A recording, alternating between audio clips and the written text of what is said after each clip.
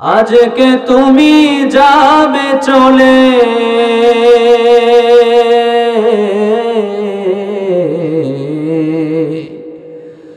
আজকে তুমি যাবে চলে সব কিছু ফেলিয়া।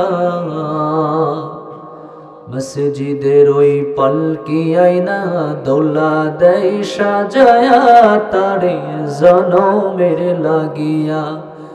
মসজিদের ওই পালকি আইনা দোলা দেয় সাজায়া তারে জনমের লাগিয়া। ছেলে মেয়ে নববধূর প্রেমেতে মজিয়া, নামাজ রোজা সব খোয়াইলা দুনিয়ায় আসিয়া। কথা বলুন ঠিক কিনা? এই যে মৃত্যু, কোরআন খুলে দেখেন বিভিন্ন জায়গায় আল্লাহ তাআলা মৃত্যুর কথা বলেছেন, কিন্তু মৃত্যু কখন কার কোথায় কিভাবে হবে সেটাকে আল্লাহ তাআলা গায়েব রেখেছেন। কথা বলেন ঠিক কিনা? গায়েব রেখেছেন না? আমরা কি জানি কার কখন মৃত্যু হবে? কারণ পৃথিবীর কোন মানুষ যদি জানতে পারে তার কখন কোন সময় মৃত্যু হবে, তাহলে ওই মানুষটা স্বাভাবিকভাবে জীবন যাপন করতে পারবে না, সে অস্থির হয়ে যাবে, পাগল হয়ে যাবে। আল্লাহ তাআলা মৃত্যুর সময়টাকে, টাইমটাকে আল্লাহ তাআলা গোপন রেখে দিয়েছেন।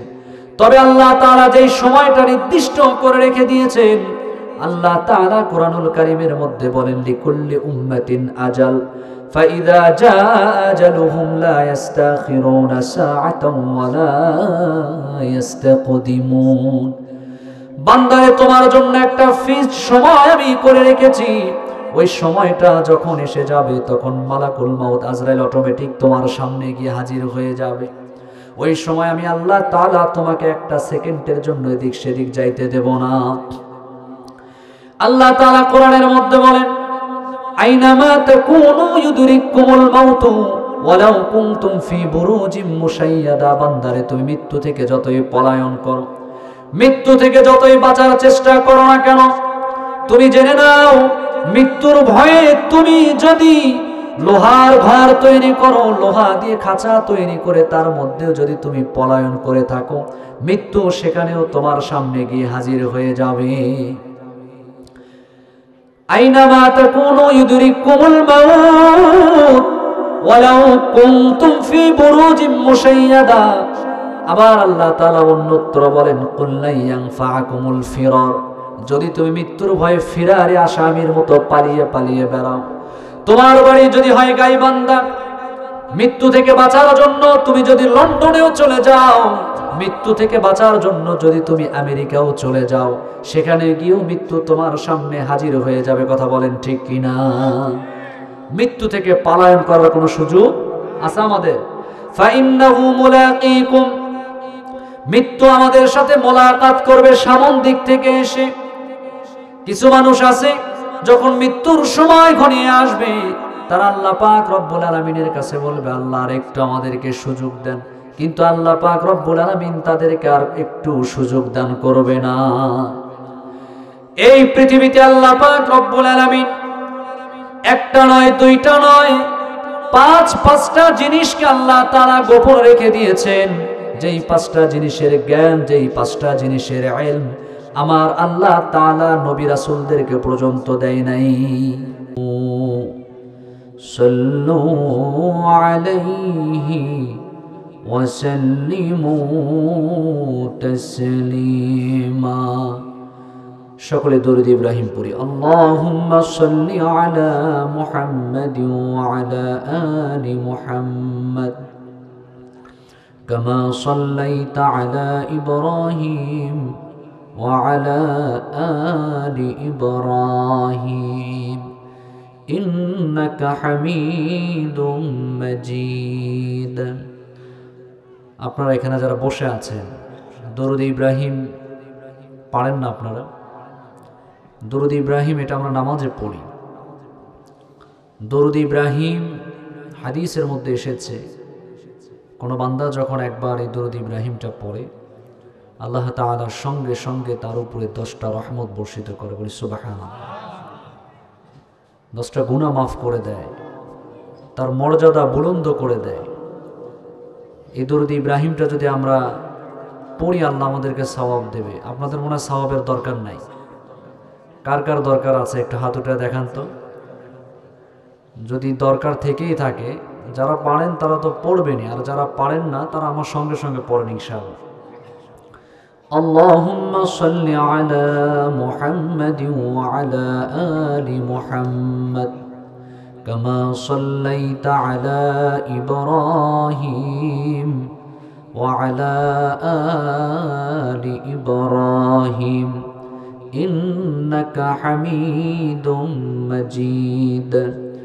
اللهم بارك على محمد وعلى آل محمد كما باركت على إبراهيم وعلى آل إبراهيم إنك حميد مجيد بلغ العلا بكماله كشف الدجى بجماله حسنت جميع خصاله صلوا عليه وآله اے تیری معراج تھی کہ تو لوح و قلم تک پہنچا اور میری معراج ہے کہ میں تیری قدم تک پہنچا بلغ العلا بکمالہ کشف الدجى بجمالہ حسنت جميع خصاله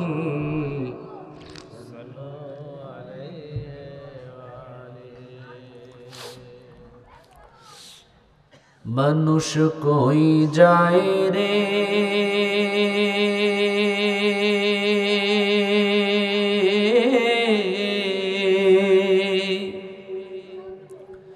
दुनिया छाड़िया मस्जिदेर ओई पालकी आईना दोला देय साजाया तारे जनमेर लागिया मस्जिदेर ओई पालकी आईना दोला देय साजाया तारे जनमेर लागिया। भाई आवाजटा একটু বাড়ায়া দেন, মানে আপনার তো কিছুই নাই, মানে মাইকের কিচ্ছু নাই, আপনার এটা যে মাইক মনে হয় না, কিচ্ছু নাই, একটু আওয়াজটা কমপক্ষে বাড়ায়া দিয়ে রাখেন। মানুষ কই যায় রে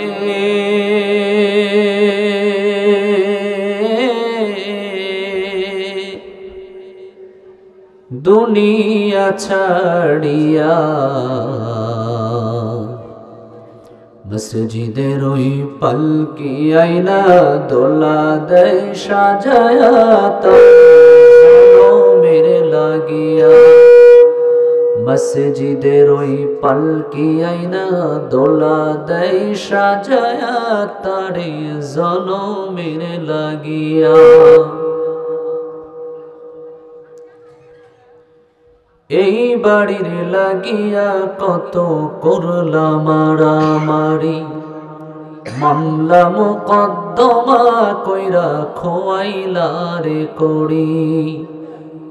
এই বাড়ির লাগিয়া কত করলাম মারামারি মামলা মোকদ্দমা কইরা খোয়াইলা রে করি।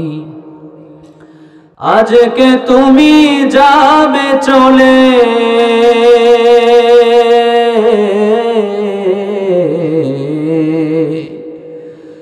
আজকে তুমি যাবে চলে সব কিছু ফেলিয়া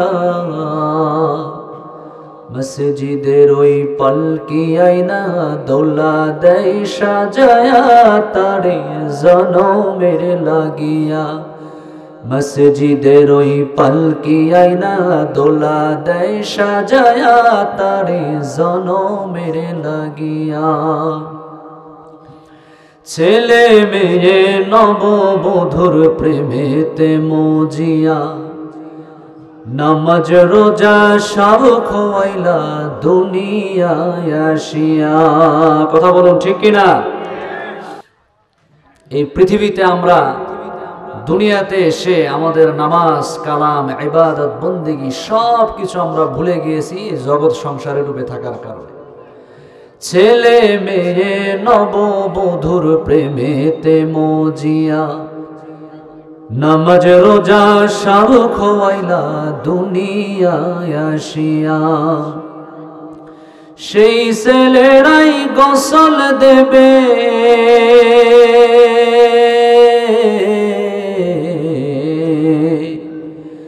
সেই ছেলেরাই গোসল দেবে মশারি টানায়া। মসজিদের ওই পালকি আয়না দোলা দেয় সাজায়া তারে জনমের লাগিয়া। মসজিদের ওই পালকি আয়না দোলা দেয় সাজায়া তারে জনমের লাগিয়া। মানুষ কই যায় রে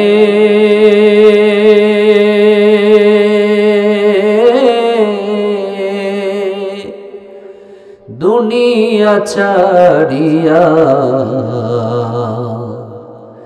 মসজিদের ওই পালকি আয়না দোলা দেয় সাজায়া তারে জনমের লাগিয়া।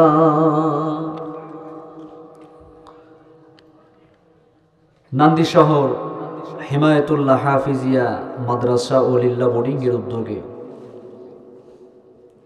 ২৭তম হাফেজ ছাত্রদের পাগড়ি প্রদান উপলক্ষে ২৭তম বার্ষিকী ঐতিহাসিক তাফসীর ও কোরআন মাহফিলের সম্মানিত সভাপতি প্রখ্যাত আলেমে দ্বীন মুহতারাম মাওলানা মুহাম্মদ আব্দুল মজিদ আকন্দ, অবসরপ্রাপ্ত ভাইস প্রিন্সিপাল পলাশবাড়ি সিনিয়র মাদ্রাসা, আমার সামনে উপবিষ্ট মুআজ্জাজ মুহতারাম হযরত উলামায়ে ইকরাম, অত্র এলাকা এবং পার্শ্ববর্তী এলাকা থেকে বিভিন্ন মসজিদ থেকে আগত মুহতারাম আইম্মায়ে মাসাজিদ, খুতুবায়ে মাসাজিদ,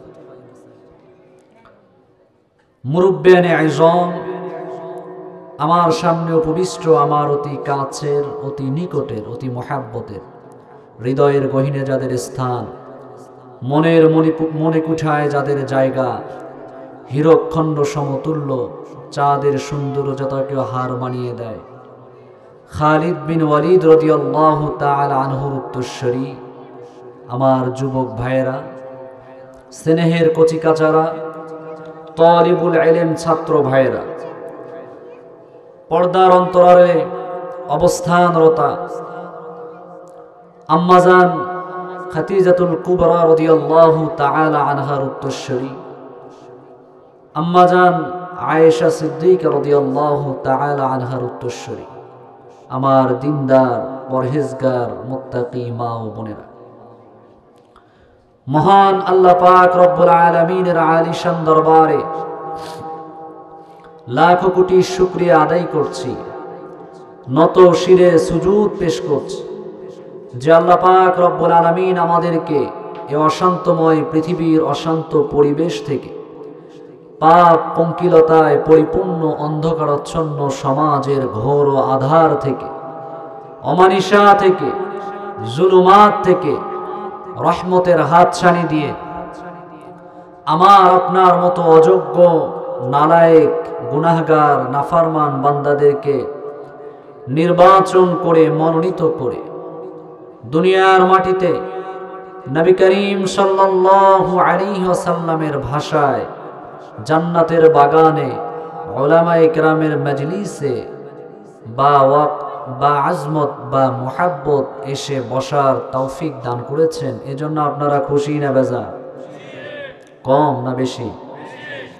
আপনাদের আওয়াজ শুনে মনে হচ্ছে আপনারা খুব একটা বেশি খুশি হন নাই। যদি আপনারা খুশি হয়েই থাকেন, হৃদয়ের গহীন থেকে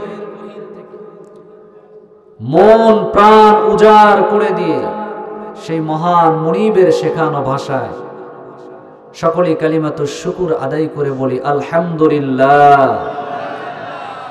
আওয়াজটা মনোপ্রুত হয়নি, আবার একটু বলি আলহামদুলিল্লাহ।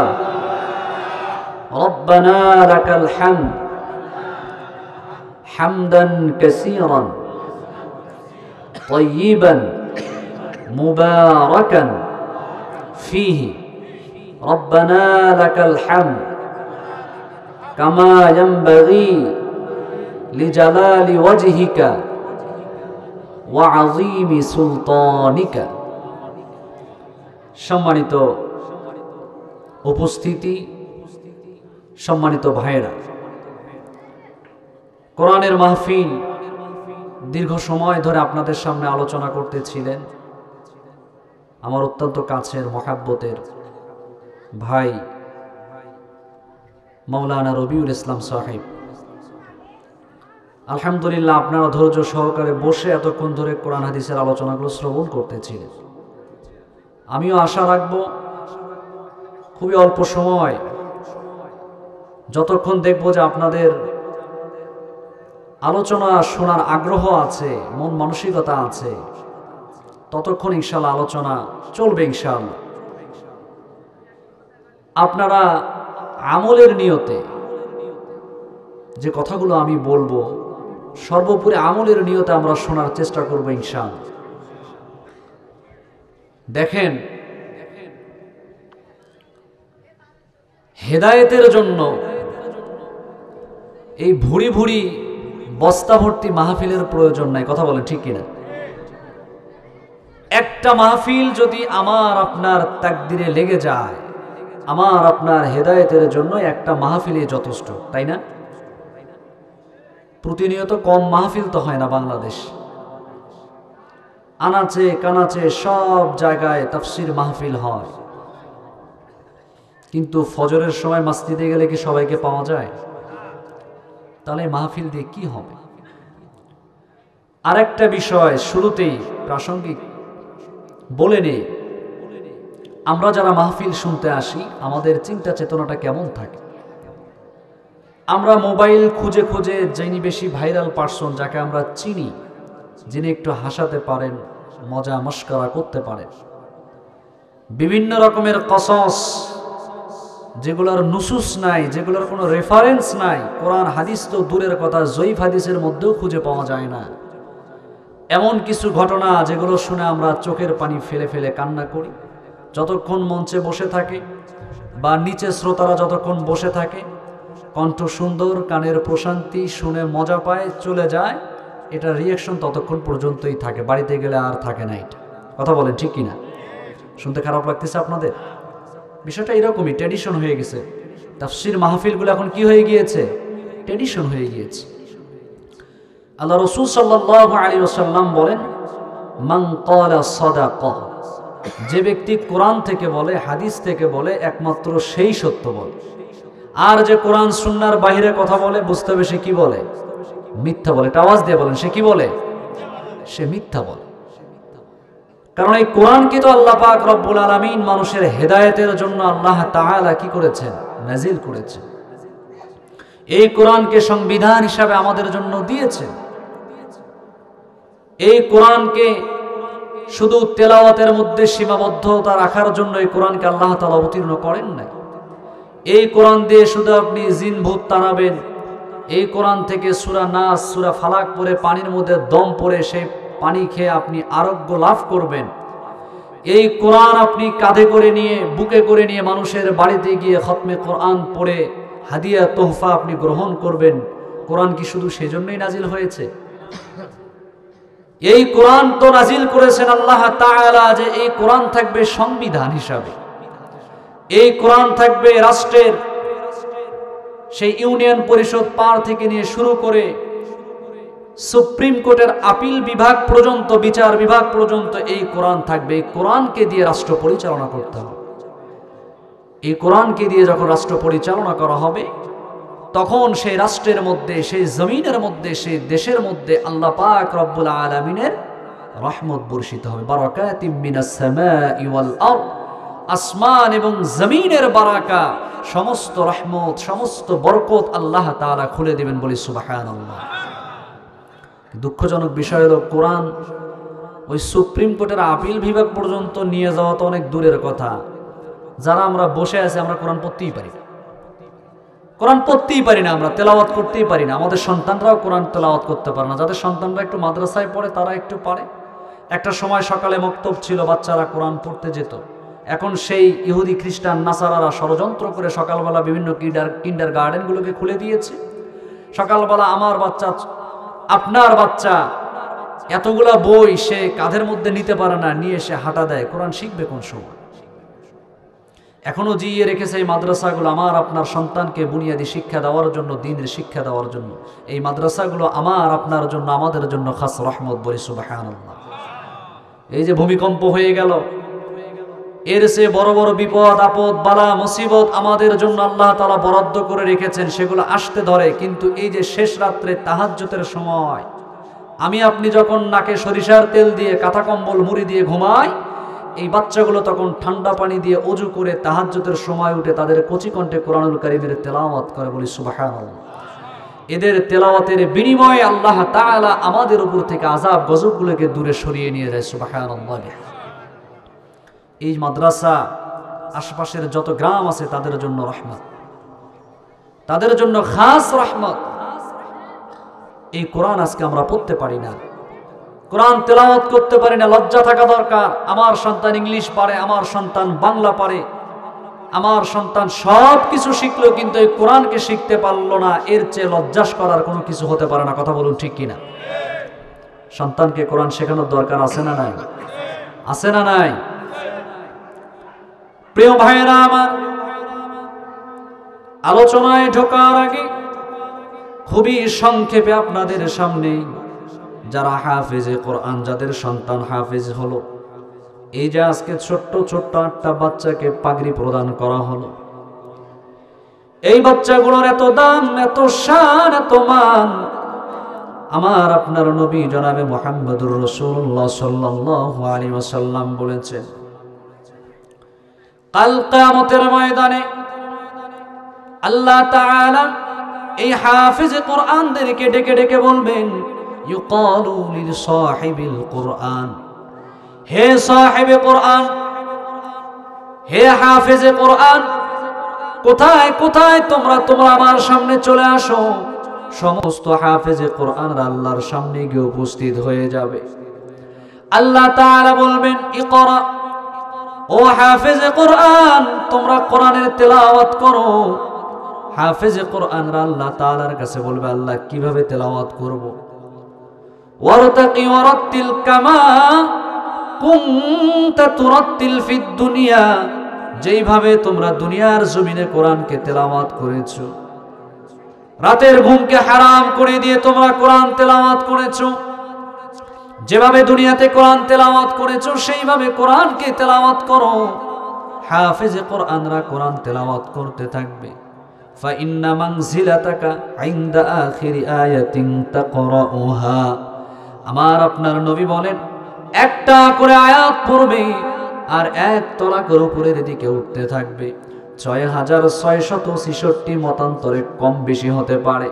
এই যে আয়াতগুলো কোরআনের মধ্যে রয়েছে, যতগুলো আয়াত আছে তত তলা বিশিষ্ট একটা বাড়ি হাফেজে কোরআনকে দান করবে, বলি সুবহানাল্লাহ।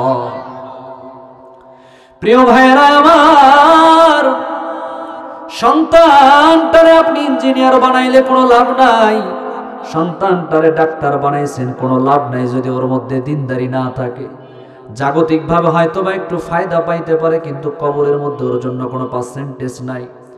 কিন্তু একটা সন্তানকে যদি হাফেজ বানাইতে পারেন, আমার কথা নয়, নবীজির হাদিস খুলে দেখেন, নবীজির পবিত্র জবান দিয়ে আমার আপনার নবী বলেছেন, যেই মানুষটা, যেই ব্যক্তি তার সন্তানকে হাফেজ বানালো, কাল কিয়ামতের ময়দানে তাদেরকে তো আল্লাহ তাআলা জান্নাতের মধ্যে দাখিল করবেন। পাশাপাশি আল্লাহ তাআলা স্পেশাল ভাবে হাফেজে কোরআনের পিতা মাতার মাথার মধ্যে এমন একটা মুকুট পরিধান করায়া দেবে, এমন একটা টুপি পরিধান করায়া দেবে।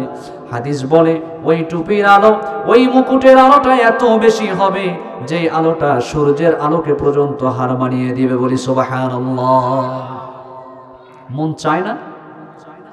মন চায় না সন্তানকে মাদ্রাসায় পড়াতে, সন্তানকে হাফেজে কোরআন বানাতে? বিশ্বনবী বলেন ইন্না লিল্লাহি আহলিনা মিনান নাস, এই পৃথিবীতে আল্লাহ তাআলার পরিবার আছে, পরিবারের লোক আছে। প্রশ্ন আসতে পারে যে আল্লাহর পরিবার কারা? এই জমিনে আল্লাহ তাআলার খাস খাস কিছু বান্দা আছে, মাহবুব বান্দা আছে। দেখবেন কারো সম্পর্ক যদি প্রধানমন্ত্রীর সাথে হয়, সে গর্ব করে বলে প্রধানমন্ত্রীর লোক আমি। কারো সম্পর্ক যদি এমপির সাথে হয়, কারো সম্পর্ক যদি কোনো বড় মানুষের সঙ্গে হয়, গর্ব করে সে বলে বেড়ায় অমুক ব্যক্তির সাথে আমার খুব ভালো রিলেশন আছে। আল্লাহ তাআলা বলেন এই পৃথিবীতে আমারও কিছু খাস খাস বান্দা আছে। নবীজি বলেন তারা হলো আল্লাহ তাআলার খাস খাস বান্দা হচ্ছে তারা যারা এই জমিনে আল্লাহ তাআলার কোরআনকে রপ্ত করেছে, হাফেজ হয়েছে, আলেম হয়েছে। এই মানুষগুলো হলো আল্লাহ পাক রব্বুল আলামিনের মনোনীত বান্দা। প্রিয় ভাইরা আমার, প্রাসঙ্গিকভাবে বললাম, এই যে ছোট্ট বাচ্চা পাগড়ি দিল মাথার মধ্যে, তাজ্জব হওয়ার বিষয় না। কোরআনুল কারীম খুলে দেখেন সূরাতুল হিজর 14 নম্বর পারার 1 নম্বর পৃষ্ঠার মধ্যে আল্লাহ তাআলা সুন্দর করে বলে দিয়েছেন এই জমিনে আমি আল্লাহ পাক রব্বুল আলামিন কোরআনকে নাজিল করেছি, অবতীর্ণ করেছি। ইন্না নাহনু নাযালনা যিকরা ওয়া ইন্না লাহু লাহাফিজুন। এই কোরআনকে আমি আল্লাহ তাআলা অবতীর্ণ করেছি, নাজিল করেছি, আর আমি আল্লাহ পাক রব্বুল আলামিন এই কোরআনকে হেফাজত করা, সংরক্ষণ করার দায়িত্ব নিয়েছি। বলি সুবহানাল্লাহ। ও পৃথিবীর বেদিন কাফেররা, জেনে নাও, এই জমিন থেকে যদি তোমরা সমস্ত কোরআনের কপিগুলোকে জ্বালিয়ে দাও, পুড়িয়ে ভস্ম করে দাও, আমি আল্লাহ পাক রব্বুল আলামিন আমার এই কোরআনকে দুনিয়ার জমিনের কোনো কম্পিউটারের মধ্যে সংরক্ষণ করে রাখি নাই। কারণ কম্পিউটার এমন একটা জিনিস, এমন হতে পারে ভুলে যদি ডিলিট বাটনের মধ্যে চাপ পড়ে যায়, সব কিছু ডিলিট হয়ে যেতে পারে। আমি আল্লাহ তাআলা কম্পিউটারের মধ্যে কোরআনকে ধরার জন্য কম্পিউটারের মধ্যে কোরআনকে আমি হেফাজত করে রাখি নাই, বরং আমি আল্লাহ পাক রব্বুল আলামিন 6 বছর থেকে নিয়ে শুরু করে 7 বছর, 8 বছর, 9 বছরের ছোট্ট ছোট্ট নাবালেগ মাসুম, ছোট্ট ছোট্ট বেগুনা মাসুম বান্দাদের সিনার মধ্যে আমি আল্লাহ তাআলা 30 পারা কোরআনকে ঢুকিয়ে দিয়েছি। বলি সুবহানাল্লাহ। রমাদান মাস আসলে দেখবেন খতমে তারাবি যখন পড়ায়, পিছন থেকে নামাজ পড়তে গেলে দেখবেন একটার পর একটা আয়াত অটোমেটিক পড়ে যাচ্ছে। সুবহানাল্লাহ। এই কোরআন হচ্ছে মুজিজা। পৃথিবীতে সমস্ত নবীকে আল্লাহ তাআলা মুজিজা দান করেছিলেন। মুজিজা বোঝেন? মুজিজা হচ্ছে ওই জিনিসের নাম, এমন কিছু জিনিস যেটা আল্লাহ পাক রব্বুল আলামিনের পক্ষ থেকে অলৌকিকভাবে নবীদের মাধ্যমে প্রকাশ পেয়ে যায়। যেমন আল্লাহ পাক রব্বুল আলামিন পয়গম্বর ঈসাকে মুজিজা দান করেছিলেন। কেমন মুজিজা দান করেছিলেন? নবী ঈসা আলাইহিস সালাতু ওয়াস সালাম তিনি মুর্দা মানুষকে, মৃত মানুষকে জিন্দা করতে পারতেন, সেই শক্তি আল্লাহ পাক রব্বুল আলামিন তাকে দান করেছিলেন। জন্মান্ধ মানুষ যে জন্মের পর থেকে চোখে দেখে না, এমন মানুষের চোখের উপরে নবী ঈসা আলাইহিস সালাতু ওয়াস সালাম যদি হাত বুলিয়ে দিতেন, সঙ্গে সঙ্গে আমার আল্লাহ তাআলা তার চোখকে ভালো করে দিতেন। বলি সুবহানাল্লাহ। অনুরূপভাবে নবী সুলাইমানকে আল্লাহ তাআলা এমন মুজিজা দান করেছিলেন, জিন জাতি, পশু পাখি, বাতাস সব কিছু তার অনুগত ছিল। মূসা আলাইহিস সালাতু ওয়াস সালামকে লাঠি দিয়েছিলেন, যেই লাঠি দিয়ে ফেরাউনের জাদুকরদেরকে পরাস্ত করে ফেলেছিল, যে লাঠি দিয়ে সমুদ্রের মধ্যে বাড়ি দেওয়ার সঙ্গে সঙ্গে আল্লাহ তাআলা রাস্তা তৈরি করে দিয়েছিল। সমস্ত নবীকে মুজিজা দান করেছিলেন, কিন্তু তার মধ্যে সবচাইতে দামি শ্রেষ্ঠ মুজিজা দান করেছিলেন আমার আপনার নবী সাইয়্যিদুনা উদওয়াতুনা রফিকুনা নবিয়ুনা মুহাম্মাদুর রাসূলুল্লাহ।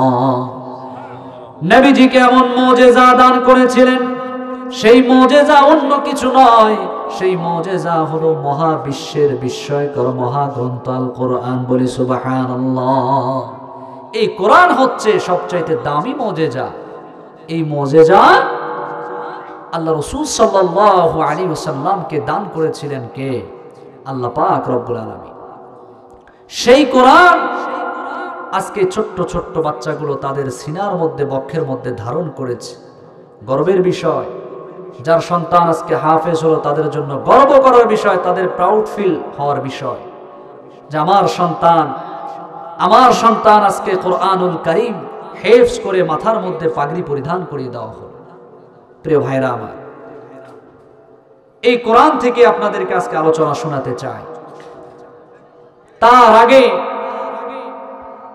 আপনাদের কাছে আমি প্রশ্ন রাখতে চাই, এই যে পৃথিবীতে আল্লাহ পাক রব্বুল আলামিন আমাদেরকে সৃষ্টি করে পাঠিয়েছেন, একটা উদ্দেশ্য নিয়ে তো আমাদেরকে পাঠাইছেন, তাই না? এটা আওয়াজ দিয়ে বলেন। ঘুমাচ্ছেন মনে হয় আপনারা, আর আপনাদের মনে হয় ভালো লাগতেছে, অনেকে দেখে উঠে যাচ্ছে। আল্লাহ তাআলা আমাদেরকে একটা উদ্দেশ্য নিয়ে এই দুনিয়ার জমিনে আল্লাহ তাআলা আমাদেরকে কি করেছেন? সৃষ্টি করেছেন।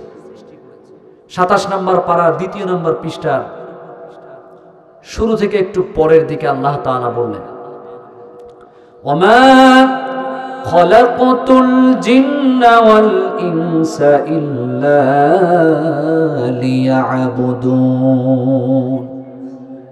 আল্লাহ পাক রব্বুল আলামিন মহৎ একটা উদ্দেশ্য নিয়ে মানুষ এবং জিন জাতিকে আল্লাহ তাআলা সৃষ্টি করেছেন। সেই মহৎ উদ্দেশ্যটা হচ্ছে মানুষ এবং জিন জাতি কেবলমাত্র শুধুমাত্র ইবাদত করবে কার? এটা আওয়াজ দিয়ে বলেন, কার? প্রশ্ন আসতে পারে, হুজুর এই ইবাদতটা কতদিন পর্যন্ত আমরা করব? আল্লাহ পাক রব্বুল আলামিন সেটাও কোরআনুল কারীমের মধ্যে বলে দিলেন, ওয়া'বুদ রাব্বাকা হাত্তা ইয়াতিয়াকাল ইয়াকিন। বান্দারে, তুমি ততক্ষণ পর্যন্ত ওয়া'বুদ রাব্বাকা, তোমার রবের ইবাদত করবে যতক্ষণ না পর্যন্ত মালাকুল মাউত, মৃত্যুর ফেরেশতা তোমার মাথার সামনে চলে আসে। অর্থাৎ মৃত্যু যতক্ষণ না পর্যন্ত তোমার কাছে আসে, ইবাদত করবে। এখন দুনিয়ার জমিন থেকে তো আমাদেরকে চলে যেতেই হবে। মৃত্যু এমন এক সত্যের নাম, ধনী বলেন, গরিব বলেন, ফকির বলেন, আমির বলেন, বাদশাহ বলেন, প্রত্যেকের দরজায় এসে মৃত্যু করা নাড়বে। কথা বলেন ঠিক কিনা? এই পৃথিবীতে আমরা কেউ বেঁচে থাকতে পারবো না। মৃত্যু এমন এক সত্যের নাম যে মৃত্যুর স্বাদ সবাইকে একদিন আস্বাদন করতে হবে।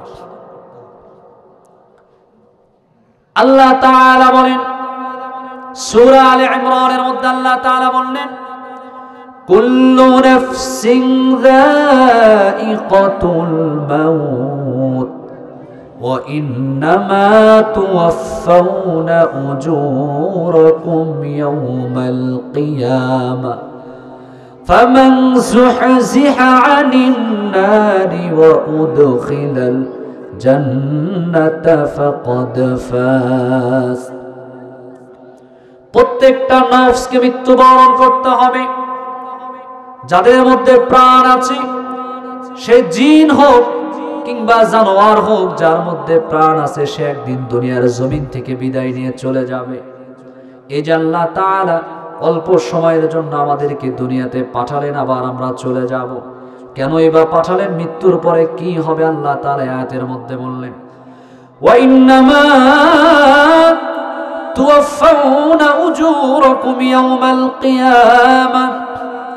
দুনিয়ার জমিন থেকে আমিও চলে যাব, আপনিও চলে যাবেন।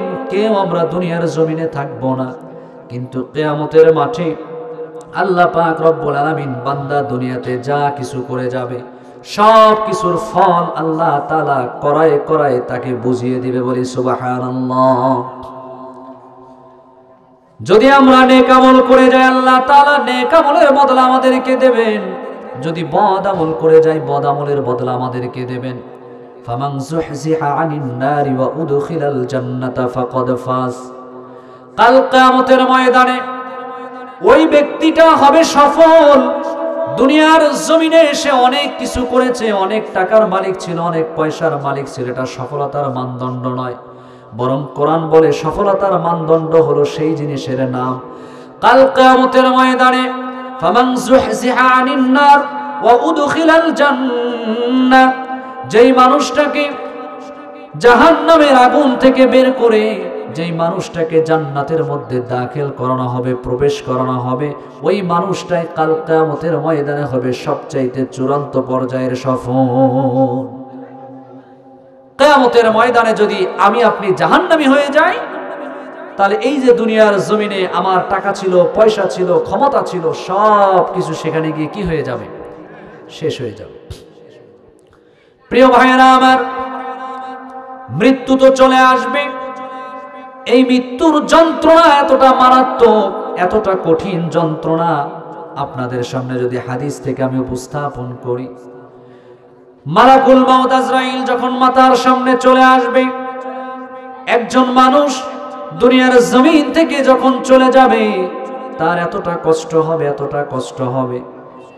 একজন মানুষ যদি দুনিয়াতে 50 বছর জীবন যাপন করে থাকে, 60 বছর যদি জীবন যাপন করে থাকে, এই 50 বছর 60 বছর সে যে সুখ শান্তি করেছে, এই জমিনে যতটুকু সে আনন্দ পেয়েছে, মৃত্যুর সময় তার এতটাই কষ্ট হবে, এতটাই কষ্ট হবে। বান্দার কাছে মনে হবে কেন জানো পৃথিবীর জমিনে সে একদিনের জন্য, এক সেকেন্ডের জন্য কোনো শান্তি পায় নাই। পয়গম্বর মুসা আলাইহিস সালাতু ওয়াস সালাম, নবী মুসাকে জিজ্ঞাসা করা হলো, গো নবী, মৃত্যুর যন্ত্রণা সম্পর্কে, মৃত্যুর কষ্ট সম্পর্কে আপনার অভিজ্ঞতা কেমন, একটু আমাদেরকে বলেন। নবী মুসা বলেন, কোন একটা প্রাণীর গলার মধ্যে ছুরি না লাগায়া, অর্থাৎ একটা প্রাণীকে হত্যা না করে তার গলার মধ্যে ছুরি না লাগায়া দিয়ে শুধু তার শরীর থেকে তার চামড়াটা টেনে হিসেবে, যদি তার শরীর থেকে চামড়াটাকে টেনে হিসেবে খুলে ফেলে দেওয়া হয়, ওই মানুষটার যতটা কষ্ট হবে, মৃত্যুর যন্ত্রণা তার চাইতে বেশি ভয়াবহ। বলি মাআযাল্লাহ, আল্লাহ আমাদেরকে হেফাজত করুন।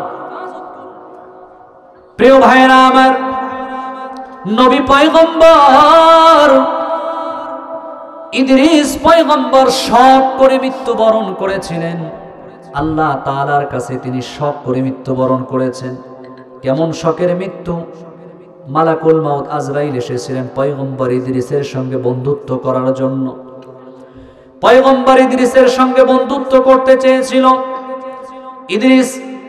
পয়গম্বর ইদ্রিস মালাকুল মাউত আজরাইলকে শর্ত দিয়েছিলেন, ভাই আজরাইল, আমি আপনার সাথে বন্ধুত্ব করতে পারি, কিন্তু শর্ত হলো আমি একটু জান্নাতটা ঘুরে দেখতে চাই, জাহান্নামটা ঘুরে দেখতে চাই, মৃত্যুটা কেমন আমি একটু আস্বাদন করে দেখতে চাই। আল্লাহ তাআলার কাছ থেকে মালাকুল মাউত আজরাইল অনুমতি নিয়ে এসে পয়গম্বর ইদ্রিসের জানটা তার ভিতর থেকে বের করেছিল। অর্থাৎ পয়গম্বর ইদ্রিসকে মৃত্যু নামক যে যন্ত্রণা আছে, এই 60 টুকুন তাকে আস্বাদন করার জন্য দেওয়া হয়েছিল। এই যে পয়গম্বর ইদ্রিস শখ করে মৃত্যুবরণ করেছিলেন, পয়গম্বর ইদ্রিস বলেন, আমার শখের মৃত্যুতে এত বেশি কষ্ট হয়েছিল, এত বেশি যন্ত্রণা হয়েছিল। জীবন্ত একটা ছাগলকে গাছের সঙ্গে উল্টা পাশ করে লটকায় রেখে মাথার দিক থেকে নয়, বরং পায়ের দিক থেকে যদি ছাগলটার চামড়া টেনে এক টান দিয়ে যদি তার নাভি পর্যন্ত নিয়ে আসা হয়, নাভি থেকে নিয়ে শুরু করে আরেকটা টান দিয়ে গলা পর্যন্ত যদি নিয়ে আসা হয়, আরেকটা টান দিয়ে যদি চামড়াটা তার মাথা থেকে খুলে ফেলা হয়, ওই ছাগলটার যেরকম কষ্ট হয়, আমি নবী পয়গম্বরের শখের মৃত্যুতে এর চেয়ে লক্ষ কোটি গুণ বেশি কষ্ট হয়েছিল। একজন পয়গম্বর ইদ্রিস শখ করে মৃত্যুবরণ করেছিলেন, শখ করে। আমার আপনার মৃত্যু তার শখের মৃত্যু হবে না। এই পয়গম্বর ইদ্রিসের মৃত্যুতে এত কষ্ট হলো, তার আমার আপনার মৃত্যুটা কত কষ্টকর হবে একটু চিন্তা করে দেখেন। ও প্রিয় ভাইরা আমার, ভালো করে খেয়াল করেন, এই যে মৃত্যু, কোরআন খুলে দেখেন বিভিন্ন জায়গায় আল্লাহ তাআলা মৃত্যুর কথা বলেছেন, কিন্তু মৃত্যু কখন, কার, কোথায়, কিভাবে হবে সেটাকে আল্লাহ তাআলা গায়েব রেখেছেন। কথা বলেন ঠিক কিনা? গায়েব রেখেছেন না? আমরা কি জানি কার কখন মৃত্যু হবে? কারণ পৃথিবীর কোনো মানুষ যদি জানতে পারে তার কখন কোন সময় মৃত্যু হবে, তাহলে ওই মানুষটা স্বাভাবিকভাবে জীবন যাপন করতে পারবে না, সে অস্থির হয়ে যাবে, পাগল হয়ে যাবে। আল্লাহ তাআলা মৃত্যুর সময়টাকে, টাইমটাকে আল্লাহ তাআলা গোপন রেখে দিয়েছেন। তবে আল্লাহ তাআলা যেই সময়টা নির্দিষ্ট করে রেখে দিয়েছেন, আল্লাহ তাআলা কোরআনুল কারীমের মধ্যে বলেন, লিকুল্লি উম্মাতিন আজাল ফাইযা জাআ আজালুহুম লা ইস্তাখিরুনা সাআতান ওয়া লা ইস্তাকদিমুন। বান্দারে, তোমার জন্য একটা ফিক্সড সময় আমি করে রেখেছি, ওই সময়টা যখন এসে যাবে তখন মালাকুল মাউত আজরাইল অটোমেটিক তোমার সামনে গিয়ে হাজির হয়ে যাবে। ওই সময় আমি আল্লাহ তাআলা তোমাকে একটা সেকেন্ডের জন্য এদিক সেদিক যাইতে দেব না। আল্লাহ তাআলা কোরআনের মধ্যে বলেন, আইনামা তাকুনু ইউদরিকুমুল মাউত ওয়ালাউ কুনতুম ফি বুরুজিম মুশাইয়াদা। বান্দারে, তুমি মৃত্যু থেকে যতই পলায়ন করো, মৃত্যু থেকে যতই বাঁচার চেষ্টা করো না কেন, তুমি জেনে নাও মৃত্যুর ভয়ে তুমি যদি লোহার ঘর তৈরি করো, লোহা দিয়ে খাঁচা তৈরি করে তার মধ্যেও যদি তুমি পলায়ন করে থাকো, মৃত্যু সেখানেও তোমার সামনে গিয়ে হাজির হয়ে যাবে। আইনামা তাকুনু ইউদরিকুমুল মাউত ওয়ালাউ কুনতুম ফি বুরুজিম মুশাইয়াদা।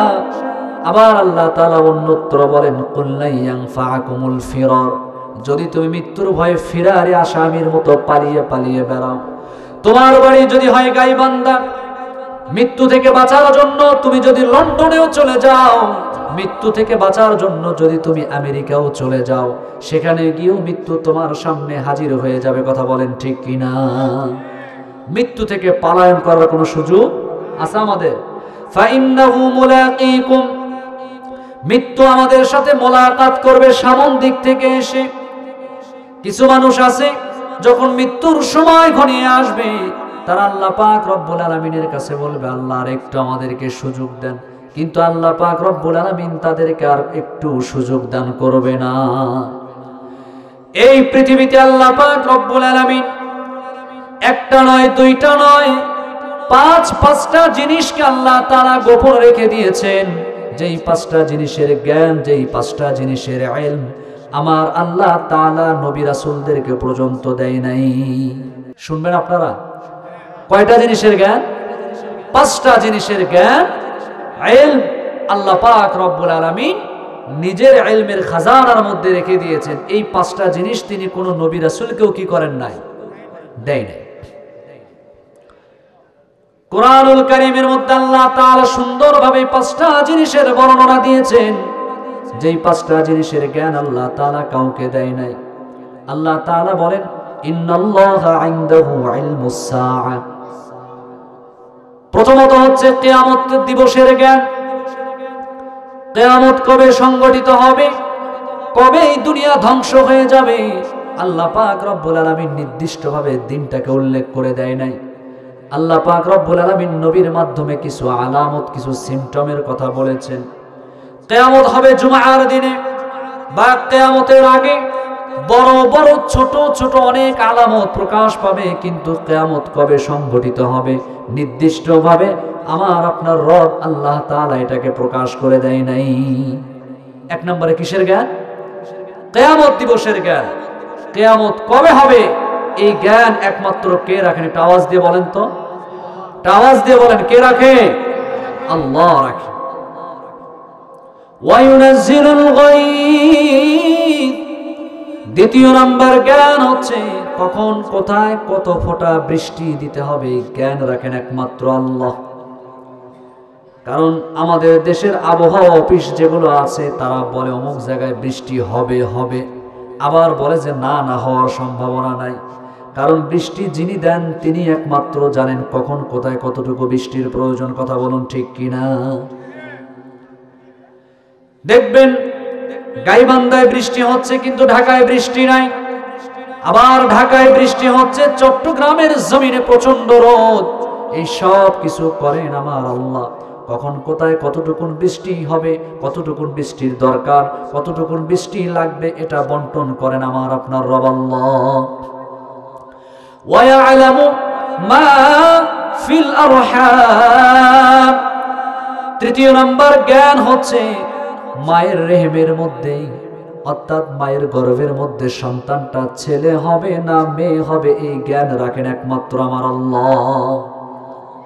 পৃথিবীর জমিনে আমরা বিভিন্ন ভাবে মেশিনের মাধ্যমে ডিজিটাল ভাবে আমরা আল্ট্রাসোনোগ্রাম করে আমরা জানতে পারি, কিন্তু সেটা কখন জানতে পারি? যখন বাচ্চার বয়স 1 মাস 2 মাস 3 মাস, তখন হয়তো আমরা বুঝতে পারি না। আল্লাহ পাক রব্বুল আলামিন যখন মায়ের গর্ভের মধ্যে সন্তানটাকে রেডি করে দেন, তখন গিয়ে আমরা কেবল বুঝতে পারি সন্তানটা ছেলে না মেয়ে। কারণ যদি কেউ জানতে পারত সন্তানটা ছেলে না মেয়ে, তাহলে কোন মানুষ যার একে একে 8 থেকে 10টা মেয়ে সন্তান হয়েছে, ছেলের আশায় বারবার সে সন্তান নেয়, ওই জালিম কখনো সে যদি জানতে পারতো আবারও মেয়ে হবে, তাহলে কখনোই সে সন্তান নিত না। নিত? কথা বলেন। আমাদের এই বাংলাদেশে অনেক ঘটনা দেখা যায় যে বারবার মেয়ে হওয়ার কারণে স্ত্রীকে তালাক পর্যন্ত দিয়ে দেয়। বলি নাউজুবিল্লাহ। বলেন তো ছেলে দেয় কে, মেয়ে দেয় কে? আল্লাহ পাক রব্বুল আলামিন। কোরআনের কথা, ইয়া আইয়ুহান নাস ইন্না খলাকনাকুম মিন যাকারিন ওয়া উনসা ওয়া জাআলনাকুম শুউবান ওয়া ক্বাবাইলা লিতাআরাফু। আল্লাহ পাক রব্বুল আলামিন যাকে খুশি ছেলে দেন, যাকে খুশি মেয়ে দেন, আবার যাকে খুশি দুটোই দেন, আবার যাকে খুশি একটাও দেন। কথা বলেন ঠিক কিনা?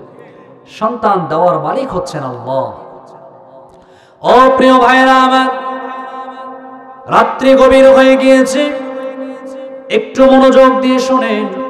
জীবনে অনেক ওয়াজ শুনেছেন, অনেক ওয়াজ শুনবেন, যেগুলো আমাদের জন্য উপকারী সেগুলোই আমাদের জন্য আমাদের মধ্যে আলোচনা হওয়া দরকার।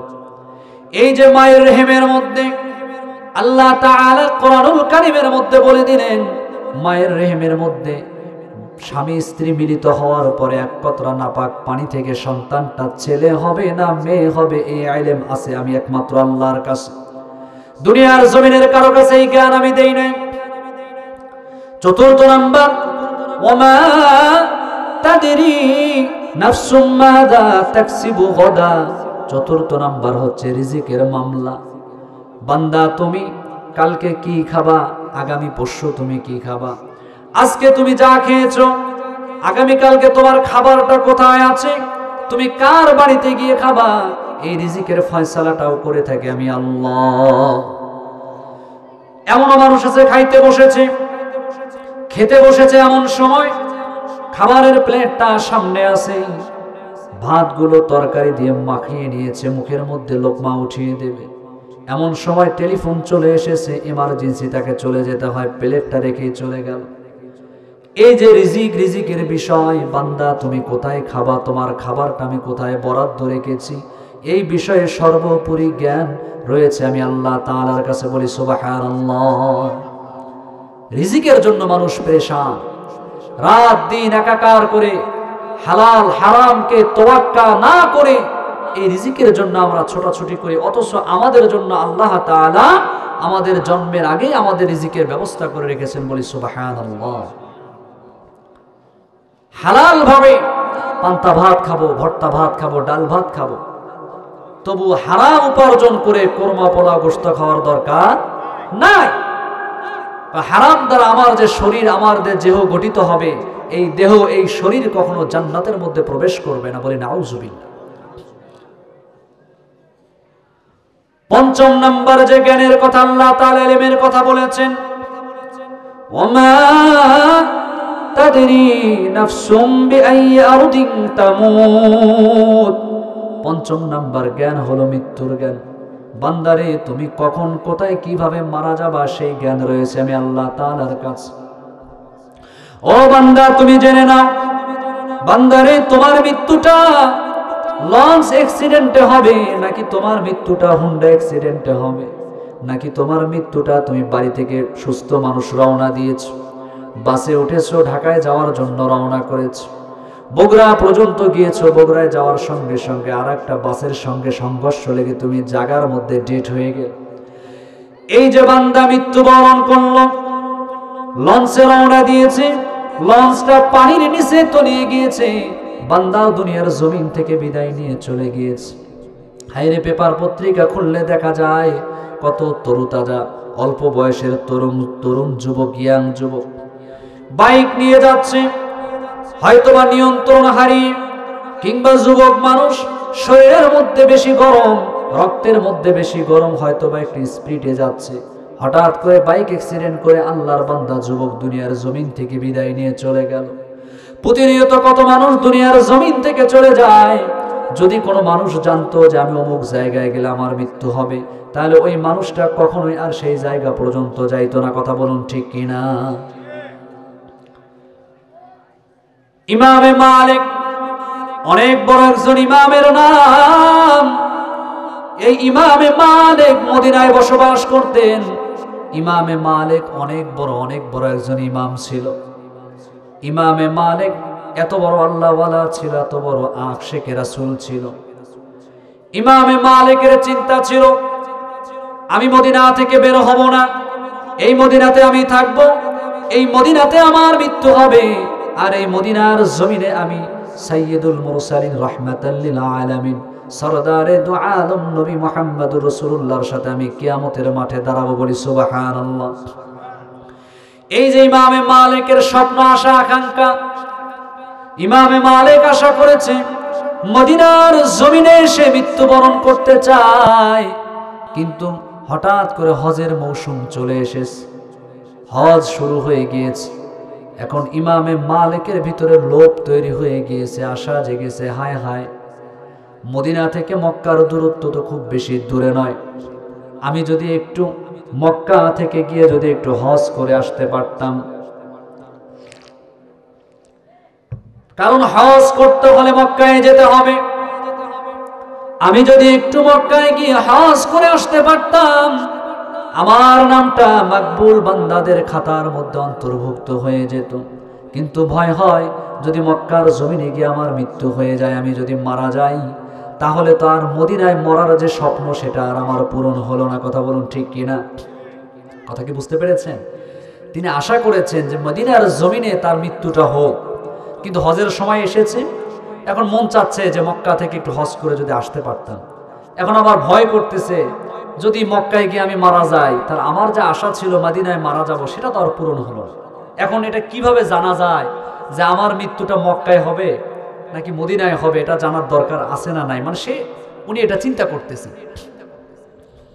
ইমামে মালিক অনেক চিন্তা করতেছে, গভীরভাবে চিন্তা করতেছে, কিভাবে জানা যায় আমার মৃত্যুটা মক্কায় হবে নাকি মদিনায় হবে, এটা আমি কিভাবে জানতে পারি? চিন্তা করতে করতে ইমামে মালিক রাহিমাহুল্লাহ একটা চিন্তা আবিষ্কার করে ফেলেছে। রাত্রেবেলা মানুষগুলো যখন ঘুমিয়ে পড়েছে, ইমামে মালিক রাহিমাহুল্লাহ 2 রাকাত ইস্তিখারার নামাজ আদায় করে ইমামে মালিক রাহিমাহুল্লাহ ঘুমিয়ে পড়েছে। ইস্তিখারার নামাজ এটা এমন একটা নামাজ যেই নামাজটা বিশেষ বিশেষ সময় পড়তে হয়। আপনি একটা ব্যবসা করতে চান, ছোট্ট একটা দোকান শুরু করতে চান, 2 রাকাত ইস্তিখারার নামাজ পড়ে নিয়ে আপনি আল্লাহর কাছ থেকে ফয়সালা নিয়ে নেন, দেখবেন আল্লাহ তাআলা স্বপ্নের মাধ্যমে হলো আপনাকে ফয়সালা দিয়ে দেবে যে দোকানটা তোমার জন্য বান্দা কল্যাণকর না ক্ষতিকর। মেয়েটাকে বিয়ে দিতে চাচ্ছেন, মেয়ের একটা ভালো ঘর এসেছে, তারা সবাই রাজি আপনার মেয়েকে বিয়ে করতে চায়, তবু আপনি একটা বারের জন্য ইস্তিখারার নামাজটা পড়ে নেন। কারণ চর্মচোখ দিয়ে বাহ্যিকভাবে আপনি দেখতেছেন হয়তো বা ঘরটা ভালো, কিন্তু এমনও হতে পারে আপনার মেয়েটাকে বিয়ে দেওয়ার পর আপনার মেয়ের জন্য সংসারটা ভালো নাও হতে পারে। কথা বলুন ঠিক কিনা? এই জন্য আল্লাহ তাআলা নবীর মাধ্যমে আমলটা শিখিয়ে দিয়েছেন, বান্দারে যখন তুমি বিশেষ বিশেষ কোনো কাজ করতে চাও তখন তুমি ইস্তেখারার নামাজটা পড়ে নাও। ইস্তেখারার নামাজ পড়ে তুমি যদি মাকবুল বান্দা হও, ঘুমিয়ে পড়লে আল্লাহ তাআলা স্বপ্নের মাধ্যমে তোমাকে জানিয়ে দেবে। আর যদি স্বপ্নের মাধ্যমে না দেখতে পাও, ঘুম থেকে জাগ্রত হওয়ার পর তোমার দিলের মধ্যে, তোমার অন্তরের মধ্যে যেই দিকে বেশি বদ্ধমূল হবে, যেই দিকে তোমার অন্তর বেশি টানবে, যেই দিকে তোমার অন্তর বেশি ধাপিত হবে, ওই কাজটাই তুমি করো, দেখবা ওই কাজের মধ্যে আমার আল্লাহ তাআলা খাস রহমত দিয়ে দিবে। বলি সুবহানাল্লাহ। ইমামে মালিক ইস্তেখারার নামাজ পড়ে রাত্রেবেলা ঘুমিয়ে গিয়েছে কি জন্য? ইমামে মালিকের আশা আকাঙ্ক্ষা হলো রাত্রেবেলা ঘুমিয়ে যাই, ঘুমের মধ্যে আমার আল্লাহ তাআলা যদি আমাকে জানিয়ে দিতেন আমার মৃত্যুটা কখন হবে। মানুষগুলো ঘুমিয়ে পড়েছে, চারিদিকে কোনো আওয়াজ নাই, সমস্ত মানুষগুলো ভীষণ তন্দ্রায় আচ্ছন্ন হয়ে গিয়েছে। তারা প্রত্যেকটা মানুষ নিদ্রা, প্রত্যেকটা মানুষ ঘুমে বিভোর হয়ে গিয়েছে। এমন সময় ইমামে মালিক রাহিমাহুল্লাহ তিনিও ঘুমের মধ্যে আছেন।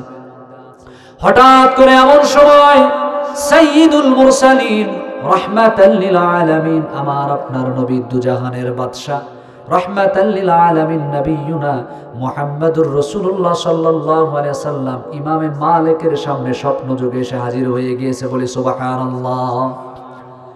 আমার আপনার নবী এসে ইমামে মালিকের সামনে এসে কোনো কথা বলতেছেন না, শুধু আমার আপনার নবী হাতের পাঁচটা আঙ্গুল এইভাবে তুলে ইমামে মালিককে দেখালেন। ইমামে মালিক ঘুমের মধ্যে, স্বপ্নের মধ্যে নবীজির হাতের পাঁচটা আঙ্গুল দেখতে পেলেন। এই যে পাঁচটা আঙ্গুল আমার আপনার নবী দেখালেন, দেখানো শেষ করে আমার আপনার নবী চলে গিয়েছে স্বপ্ন থেকে। ইমামে মালিক ঘুম থেকে লাফ দিয়ে উঠেছে। ঘুম থেকে উঠে ইমামে মালিক পরেশান হয়ে গিয়েছে, অস্থির হয়ে গিয়েছে। হায় হায়, এটা আমি কি দেখলাম? আমার নবী আমার সামনে এসে হাজির। আমার নবী আমার সামনে হাতের পাঁচটা আঙ্গুল দেখিয়ে দিলেন। এই পাঁচটা আঙ্গুল দেখিয়ে দিয়ে আমার নবী চলে গেলেন। এই পাঁচটা আঙ্গুলের ব্যাখ্যাকে আমি তো বুঝতে পারলাম না। এই পাঁচ আঙ্গুল দ্বারা আমার নবী আমাকে কি বুঝালেন? আমি কি দুনিয়ার জমিনে 5 দিন বেঁচে থাকবো, নাকি 5 মাস বেঁচে থাকবো, নাকি 5 বছর বেঁচে থাকবো? আমি তো কিছুই বুঝতে পারলাম না। সঙ্গে সঙ্গে ইমামে মালিক তার খাদেমকে ডাকলেন, রে খাদেম তুমি চলে আসো। খাদেমকে বললেন, রে খাদেম যাও যাও, সেই সময়ের সবচাইতে স্বপ্নের সম্রাট ইবনে সিরিন রাহিমাহুল্লাহ, যিনি স্বপ্নের ব্যাখ্যা দিতেন, স্বপ্নের তাবির করতেন, এমন একজন স্বপ্নের সম্রাট ইবনে সিরিনের দরবারে খাদেমকে পাঠিয়ে দিলেন। খাদেমকে বললেন, রে খাদেম যাও, ইবনে সিরিনের কাছে গিয়ে বলবে এমন একজন মানুষ রাত্রেবেলা স্বপ্ন দেখেছে, স্বপ্নের মধ্যে সাইয়্যিদুল মুরসালিন নবী মুহাম্মদুর রাসূলুল্লাহ হাতের পাঁচটা আঙ্গুল দেখা দিয়ে চলে গিয়েছে। এই স্বপ্নের ব্যাখ্যাটা কি একটু জানতে চেয়েছে। খাদেম দৌড় দিয়ে ইবনে সিরিনের দরবারে যায়। ইবনে সিরিনের কাছে গিয়ে ঘটনার বিস্তারিত বর্ণনা করে শোনায়। এবার ইবনে সিরিন বলে, স্বপ্নটা দেখেছে কে? খাদেম বলে, না না না, নাম তো বলা যাবে না, নাম বলতে নিষেধ করেছে। এবার ইবনে সিরিন বলে, খাদেম নাম যদি তুমি না বলো তাহলে স্বপ্নের ব্যাখ্যা আমি দেব না। গিয়ে তুমি তার কাছে গিয়ে বলো যে না, আমাকে জানতে চেয়েছে, নাম না বললে আমি ইবনে সিরিন স্বপ্নের ব্যাখ্যা দিতে রাজি না। খাদেম আবার এক দৌড় দিয়ে ইমামে মালিকের দরবারে যায়। ইমামে মালিক বলে, রে খাদেম যাও, আমার স্বপ্নের ব্যাখ্যা জানার দরকার, সব স্বপ্নের ব্যাখ্যাটা জানা আমার জন্য অত্যন্ত জরুরি, তুমি যাও যাও যাও, আমার নামটা গিয়ে বলো।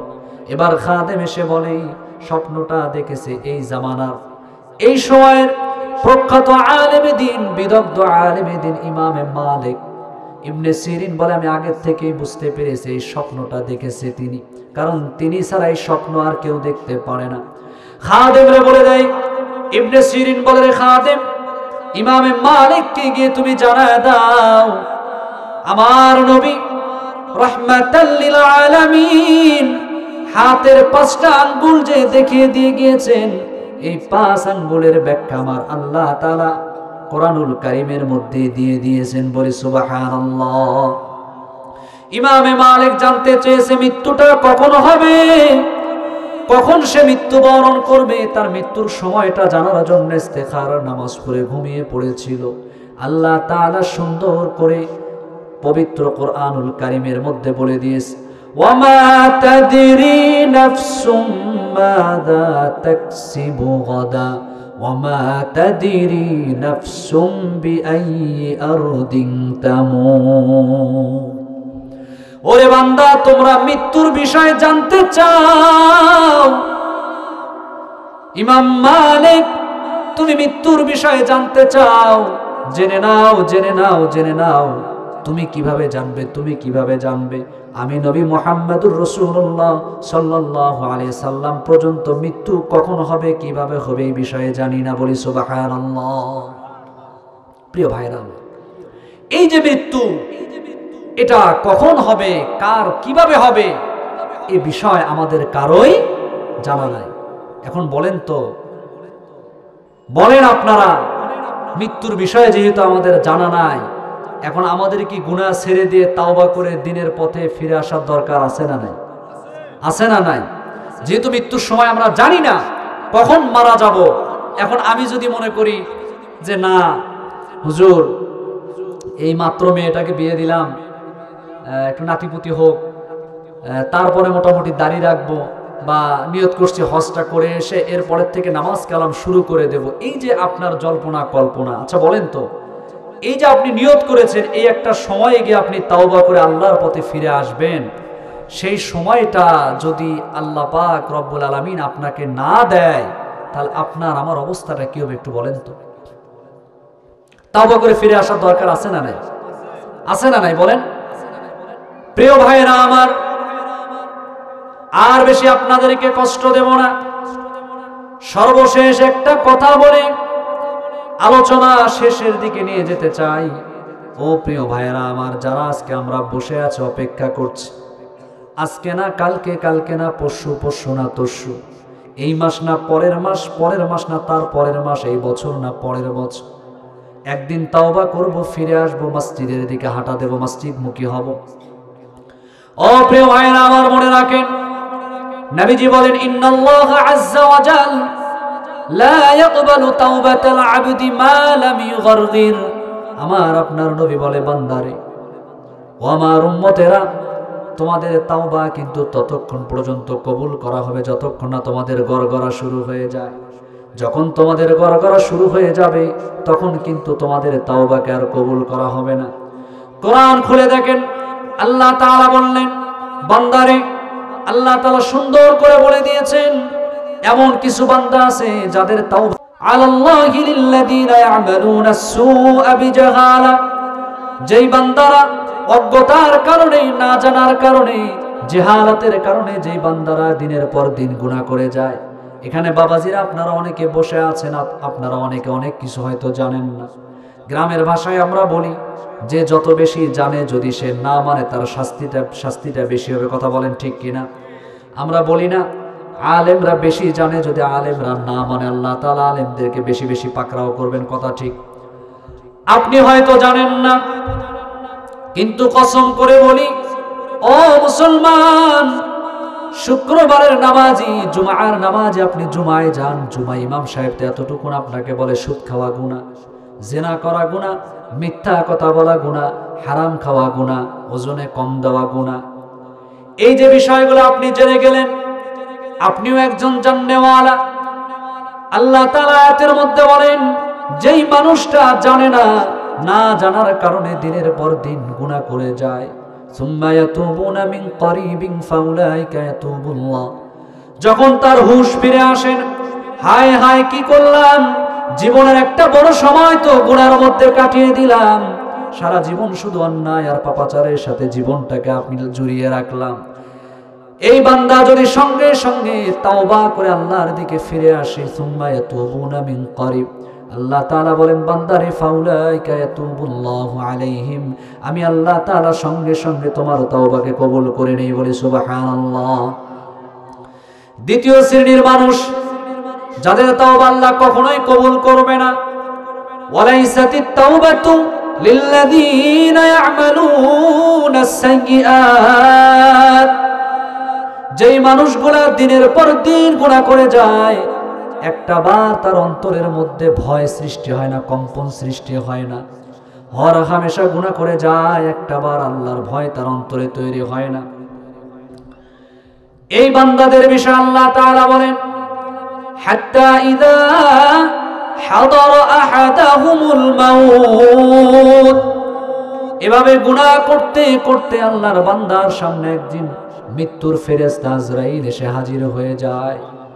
আর এমন সময় যদি বান্দা তাওবা করে আল্লাহর কাছে ক্ষমা চায়, আল্লাহ তাআলা কুরআনুল কারীমের মধ্যে বলেন, হাত্তা ইযা হাদারা আহাদাহুমুল মাউত قال إني تبت الآن ولا الذين يموتون وهم كفار।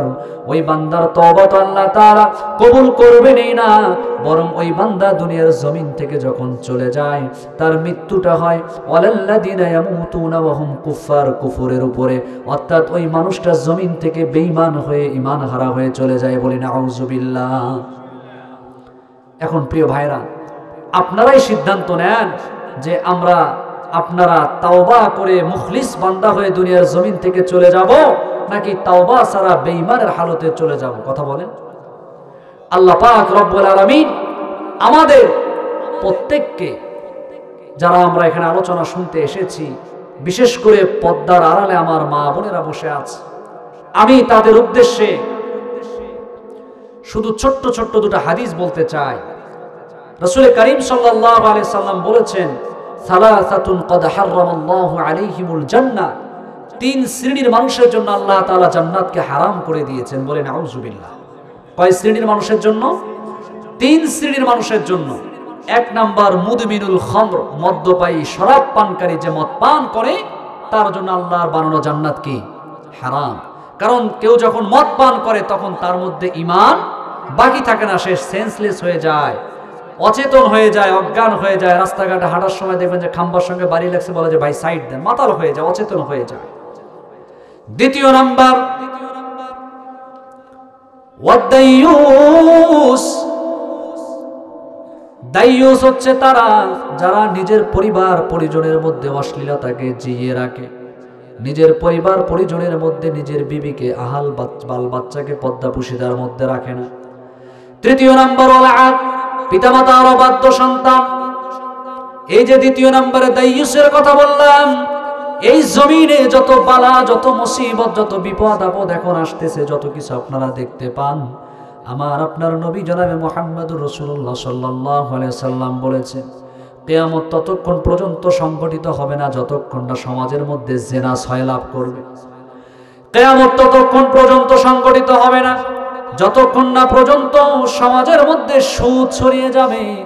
আজকে এমন কোনো ঘর নাই যে ঘরের মানুষ সুদের সাথে সক্রিয় না, কারণে হোক অকারণে হোক, ইচ্ছায় হোক কিংবা অনিচ্ছায় হোক, সুদের সঙ্গে সক্রিয়। কারণ সারা গ্রাম খুঁজে বেড়ান কলেজে হাসানা নেওয়ার জন্য, ধার নেওয়ার জন্য, হাওলাত নেওয়ার জন্য, মানুষ খুঁজে পাবেন না। দেখবেন যে কারো কাছে গিয়ে যদি হাত পাতেন, ভাই আমার একটু সমস্যা, আমাকে 1000 টাকা ধার দেন, দেবে না। হাজার হাজার টাকা আছে কিন্তু আপনাকে ধার দেবে না। যখনই গিয়ে বলবেন মাসে মাসে মেয়ের একটা বিনিময় কিছু একটা দেব, সঙ্গে সঙ্গে আপনাকে টাকা দিয়ে দিবে। কথা বলেন ঠিক কিনা?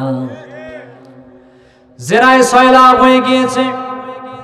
বিশেষ করে মা বোনদের উদ্দেশ্যে বলতে চাই, আমার আপনার নবী হাদিসের মধ্যে বলেন, সিনফানি মিন আহলিন নার লাম আরহুমা, এই পৃথিবীতে দুইটা শ্রেণীর মানুষ এমন আসবে যাদেরকে আমি নবী দেখি নাই, তারা হবে জাহান্নামী। আমি নবী দুনিয়া থেকে চলে যাব, তাদেরকে হয়তো দেখার সৌভাগ্য আমার হবে না। কওমুম মাআহুম, এই দুইটা শ্রেণী হবে জাহান্নামী। এক নাম্বার সিয়াতুন কাযনাবিল বাকরি ইয়াদরিবুনা বিহান নাস, প্রথম শ্রেণী হলো ওই সমস্ত জালিম শাসক যাদের হাতের মধ্যে গরুর লেজের মতো লাঠি থাকবে, চাবুক থাকবে, সেই চাবুক দিয়ে তারা মানুষকে প্রহার করবে, অর্থাৎ অন্যায় করবে, জুলুম করবে, অত্যাচার করবে। বিগত 17 বছর আপনারা দেখেছেন কিভাবে জালিম শাসক আমাদের উপর অন্যায় জুলুম অত্যাচার করেছে। কতটা জুলুম, কতটা অন্যায়, কতটা অত্যাচার করেছে। নিরপরাধ মানুষগুলোকে গুম করে খুন করে ফেলেছে।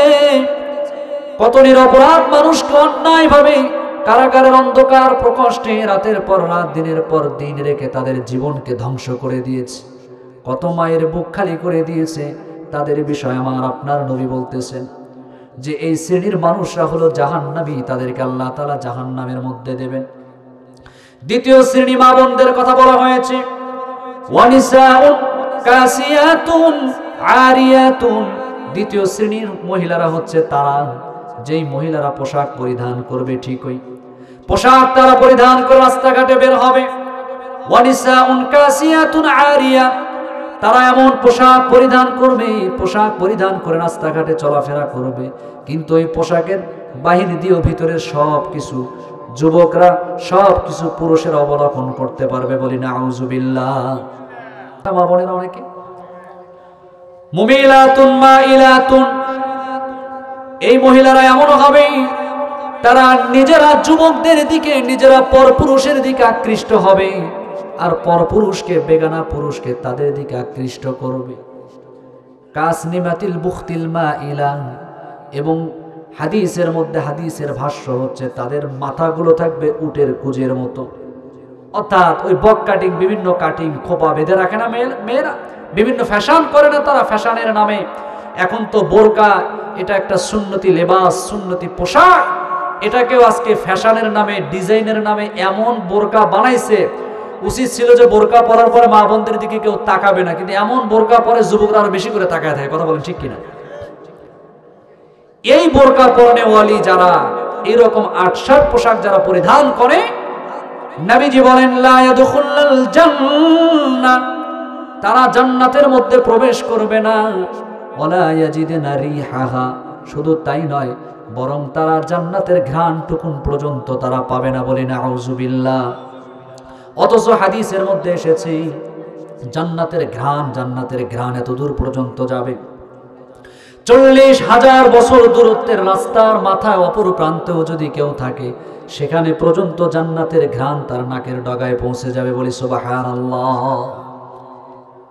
এই যে মা বোনরা, হাদিসের মধ্যে আল্লাহ রাসূল সাল্লাল্লাহু আলাইহি সাল্লাম বললেন মা বোনদের জন্য কিন্তু খুব বেশি, আল মারআতু ইযা সাল্লাত খামসাহা ওয়া সামাত শাহরাহা ওয়া আতাআত বা'লাহা, খুব বেশি আল্লাহ রাসূল সাল্লাল্লাহু আলাইহি সাল্লাম এখানে যে বলেছেন যে মা বোনরা যদি পর্দার সাথে চলতে পারে, নিজের লজ্জাস্থানে যদি হেফাজত করতে পারে,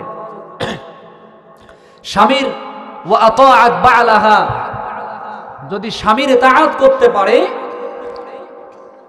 এবং রমাদান মাসের রোজা রাখতে পারে, 5 ওয়াক্ত নামাজ যদি আদায় করতে পারে, এই 5টা কাজ করলেই আল্লাহ পাক রব্বুল আলামিন তার বান্দীদেরকে, মা বোনদের জন্য আল্লাহ তাআলা জান্নাতের ফয়সালা করে দিবে। বলি সুবহানাল্লাহ। সম্মানিত ভাইয়েরা, রাত্র অনেক গভীর হয়ে গিয়েছে। আমি আপনাদেরকে যে জিনিসটা বলে শেষ করে দিচ্ছি, এই যে আল্লাহ পাক রব্বুল আলামিন আমাদেরকে দুনিয়াতে পাঠিয়েছেন, হয়তো আজকে আপনাদের সামনে কথা বলে গেলাম, আমার মৃত্যু কখন চলে আসবে আমি জানি না, বাড়ি পর্যন্ত পৌঁছাতে পারবো কিনা, আপনারা বাড়ি অবধি পর্যন্ত যাইতে পারবেন কিনা। আজকে এই মাহফিল থেকে আমরা ইনশাআল্লাহ প্রতিজ্ঞাবদ্ধ, ওয়াদাবদ্ধ হই যে আগামীতে ইনশাআল্লাহ হাত তুলে আল্লাহকে দেখান, আমরা আর কেউ কোনো গুনাহের কাজ করবো না ইনশাআল্লাহ। হাতগুলো একটু তোলেন, করবো না ইনশাআল্লাহ। সদা সর্বদা আমরা আল্লাহকে রাজি খুশি করার চেষ্টা করবো ইনশাআল্লাহ। আল্লাহ তাআলা যেন আমাদেরকে কবুল করেন, সকলে বলে আমিন। আল্লাহ তাআলা যেন এই মাহফিলকে কবুল করেন, বলে আমিন। এই মাহফিলে আমরা যারা আজকে উপস্থিত হয়েছিলাম, আল্লাহ পাক রব্বুল আলামিন যেন আমাদের ছোট ছোট নেক আমলগুলোকে কবুল করে নেন, সকলে বলে আমিন। এই মাদ্রাসাকে যেন আল্লাহ কবুল করে নেয়, এই মহল্লাকে যেন আল্লাহ তাআলা কবুল করে নেয়, এই মহল্লার প্রত্যেকটা মানুষকে যেন আল্লাহ তাআলা দ্বীনের জন্য, ইসলামের জন্য কবুল করে নেয়, সকলে বলে আমিন। সর্বোপরি সকলে আমরা দরুদ ইব্রাহিম পড়ি। আল্লাহুম্মা সাল্লি আলা মুহাম্মাদিন ওয়া আলা আলি মুহাম্মাদ।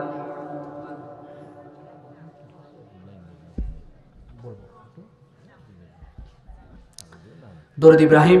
আর যারা আপনারা যদি এখন কিছু দিতে চান মাদ্রাসার জন্য, আমি মুসাফির মানুষ, মোনাজাত হবে এলাকার সবার জন্য, মারহুম মারহুমা যারাই এই এলাকার মাটির নিচে শায়িত আছেন প্রত্যেকের জন্যই দোয়া করব ইনশাআল্লাহ।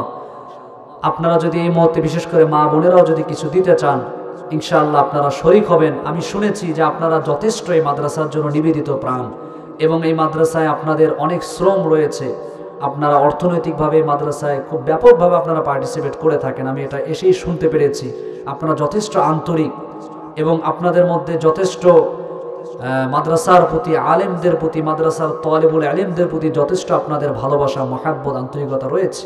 আপনারা এখন যদি কেউ চান, ইনশাআল্লাহ আমরা দরুদ শরীফ পড়তে পড়তে মাঝে আপনারা ইনশাআল্লাহ দিতে পারেন। আল্লাহুম্মা সাল্লি আলা মুহাম্মাদিন ওয়া আলা আলি মুহাম্মাদ কামা সাল্লাইতা আলা ইব্রাহিম ওয়া আলা আলি ইব্রাহিম ইন্নাকা হামিদুম মাজিদ। اللهم بارك على محمد وعلى آل محمد كما باركت على إبراهيم وعلى آل إبراهيم إنك حميد مجيد. সবাই সূরাতুল ফাতিহা একবার পড়ি। أعوذ بالله من الشيطان الرجيم بسم الله الرحمن الرحيم الحمد لله رب العالمين الرحمن الرحيم مالك يوم الدين إياك نعبد وإياك نستعين اهدنا الصراط المستقيم صراط الذين أنعمت عليهم غير المغضوب عليهم ولا الضالين. আমাকে মাদ্রাসার ছাত্ররা অনুরোধ করেছিল, আজানের বিষয়ে বলেছিল আমাকে। এখন আপনারা যদি শুনতে আগ্রহী হন, যদিও মাইকের হালত খুব একটা বেশি ভালো না, তাহলে আমি হয়তো বা সংক্ষিপ্তভাবে আপনাদেরকে একটা আজান শোনাতে পারি, যদি আপনাদের ইচ্ছা থাকে আর কি। ঠিক আছে ইনশাআল্লাহ।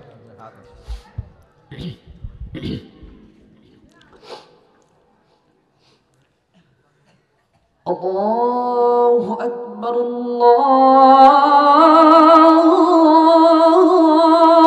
আকবার আল্লাহু আকবার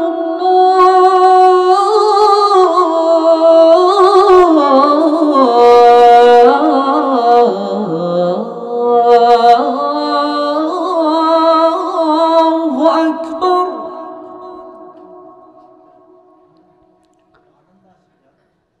أشهد أن لا إله إلا الله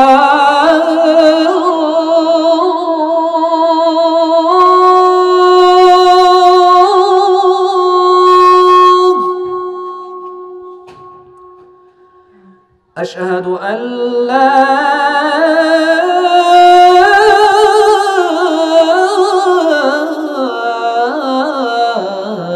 إله إلا الله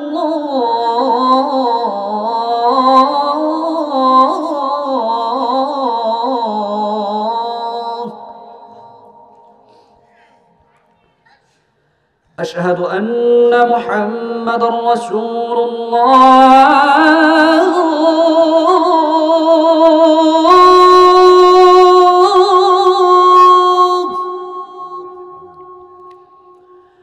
أشهد أن محمد رسول الله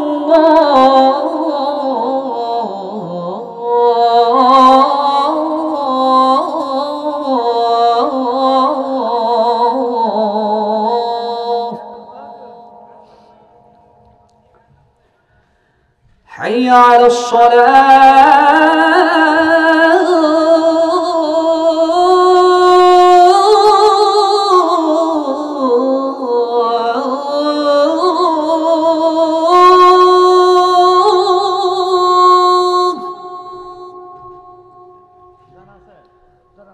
حي على الصلاة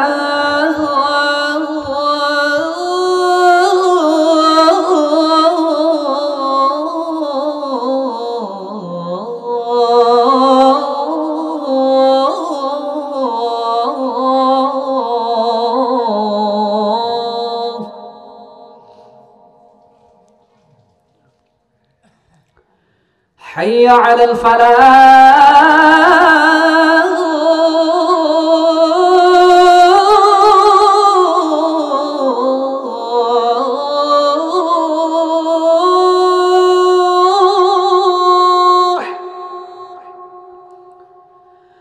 حي على الفلاح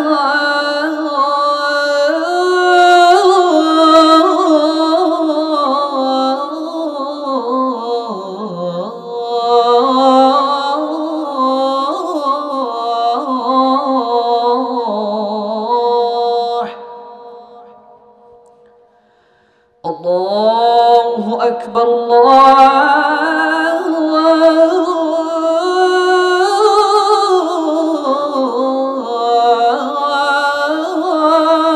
الله أكبر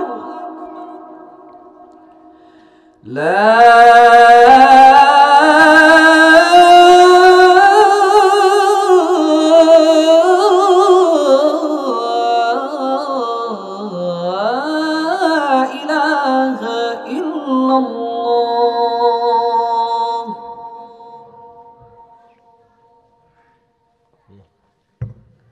জি আপনারা তো মারহাবা বললেন না, একটু মাশাআল্লাহ বললেন না কেন?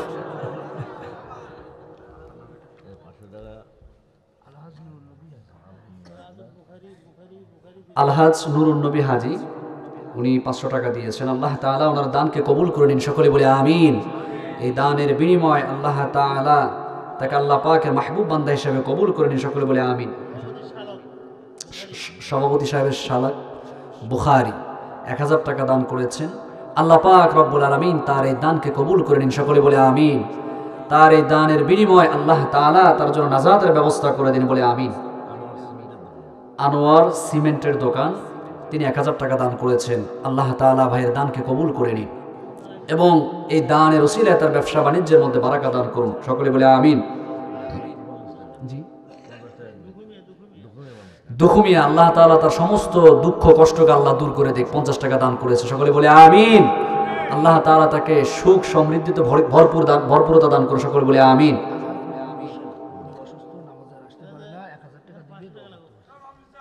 আলহাজ মকবুল হোসেন সাহেব অসুস্থ, আসতে পারেন না, 1000 টাকা দেওয়ার জন্য কমিটমেন্ট করেছেন, প্রতিশ্রুতি দিয়েছেন। আমরা দোয়া করবো আল্লাহ তাআলা যেন তাকে পরিপূর্ণ শিফা দান করেন, সুস্থতা দান করেন, সকলে বলে আমিন।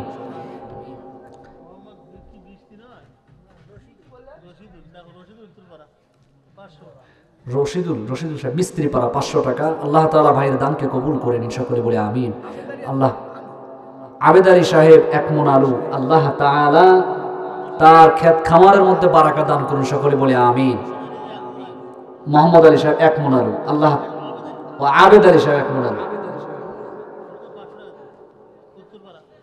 এ পর্যন্ত যারাই দান করেছেন সবার জন্য দোয়া করি, আল্লাহ তাআলা প্রত্যেকের দানগুলিকে আল্লাহ তাআলা কবুল করে নিন। আব্দুর রহিম সাহেব 500 টাকা, আল্লাহ সুবহানাহু ওয়া তাআলা তার দানকে কবুল করে নিন। এই দানগুলোকে কাল কিয়ামতের ময়দানে আমাদের জন্য নাজাতের ওসিলা বানিয়ে দিন, সকলে বলে আমিন।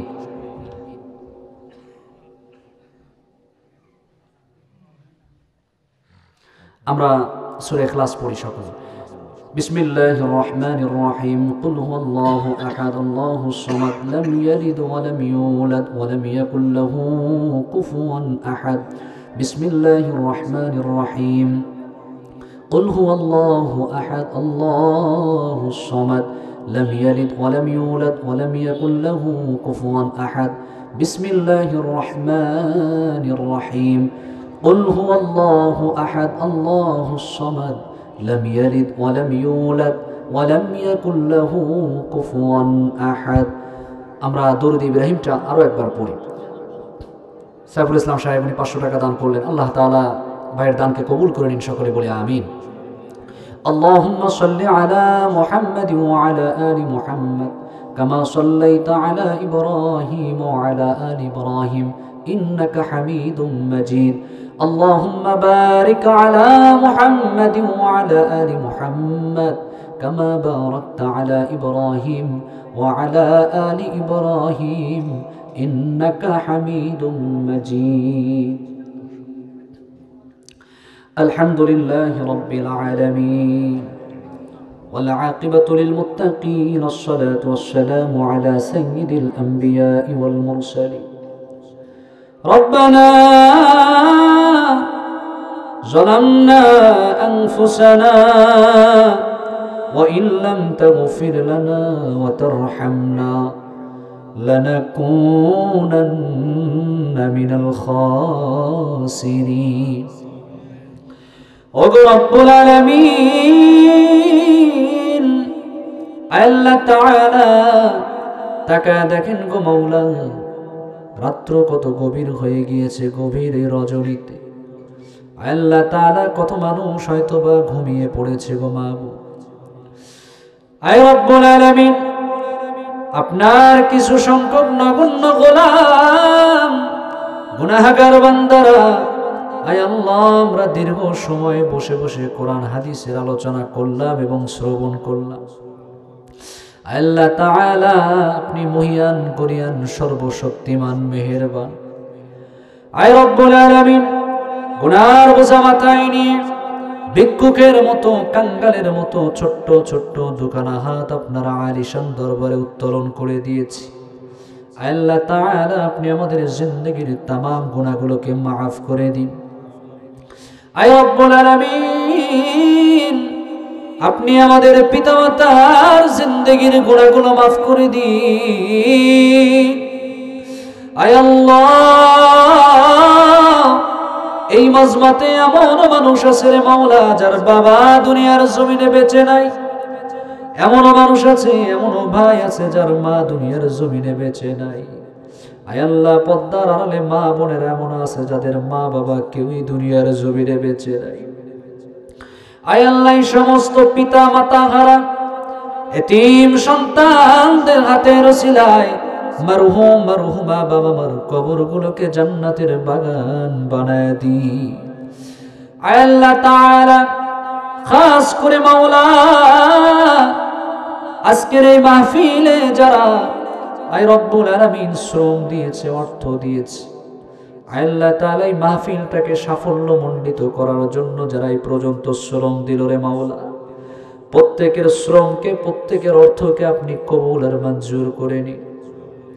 আয় রব্বুল আলামিন, কেউ টাকা দিয়েছে, কেউ শারীরিকভাবে শ্রম দিয়েছে, কেউ পরামর্শ দিয়েছে, কেউ নিজের ক্ষেতের আলু দিয়েছে। আয় আল্লাহ তাআলা, প্রত্যেকের দানগুলিকে আপনি কবুল করে নিন।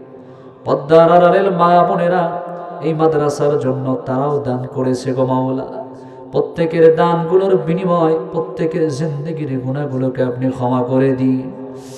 আয় রব্বুল আলামিন, এই পৃথিবীর উষা লগ্ন থেকে নিয়ে শুরু করে এই দোয়া পর্যন্ত, বাবা আদম আলাইহিস সালাতু ওয়াস সালাম থেকে নিয়ে শুরু করে এই পর্যন্ত যত নরনারী, মুমিন মুমিনাত, মুসলিমিন মুসলিমাত ঈমানে কবরের মধ্যে শায়িত আছেন, প্রত্যেকের কবরগুলোকে আপনি জান্নাতের বাগান বানায় দিন। আয় আল্লাহ তাআলা, আয় রব্বুল আলামিন, তাকায় দেখেন আমার ডানে বামে, আয় আল্লাহ, সম্মানিত উলামায়ে কেরামরা বসে আছে, হাফেজে কোরআনরা বসে আছে। আয় আল্লাহ, আমার সামনে আপনার কত মাহবুব বান্দারা এখনো পর্যন্ত ক্ষমা লাভের আশায় বসে আছে। রাত্রিবেলা গভীর হয়ে গেলে আপনি আসমানে নেমে আসেন, বান্দাদেরকে ডাকতে থাকেন, বান্দারা তোমাদের কার কি সমস্যা আছে আমার কাছে বলো, আমি আল্লাহ তাআলা তোমাদের সমস্যাগুলোকে সমাধান করে দেব। আমরা ওই আশা নিয়ে হাত উঠিয়ে দিয়েছি, আপনি আমাদের সমস্ত সমস্যা সমাধান করে দিন। আমাদের মধ্যে যারা অসুস্থ সুস্থতা দান করুন, যারা ঋণগ্রস্ত ঋণ পরিশোধ করার তৌফিক দান করুন, যারা বেকারগ্রস্ত তাদের চাকরির ব্যবস্থা করে দিন। আপনি আমাদের রিজিকের মধ্যে ওয়াসাআত দান করে দিন। আয় রব্বুল আলামিন, যারা পেরেশানির মধ্যে আছে পেরেশানি দূর করে দিন। আয় আল্লাহ তাআলা, কত মানুষ অসুস্থ হয়ে হাসপাতালের বিছানায় শুয়ে শুয়ে কাতরায়। আয় আল্লাহ, আপনি প্রত্যেকটা অসুস্থ মানুষকে পরিপূর্ণ শিফা দান করে দিন। আয় রব্বুল আলামিন, ছোট্ট ছোট্ট বাচ্চাগুলোকে আজকে পাগড়ি দিলাম। আয় আল্লাহ, এই ছোট্ট ছোট্ট মাসুম বেগুনা তালিবুল ইলমদের ওসিলায় আপনি আমাদের দোয়াকে কবুল করে নিন। আয় আল্লাহ, এই সন্তানগুলোর বাবা মা কতই না ভাগ্যবান। আয় রব্বুল আলামিন, আপনি আমাদের সন্তানগুলিকে অনেক সন্তান হিসেবে কবুল করে নিন।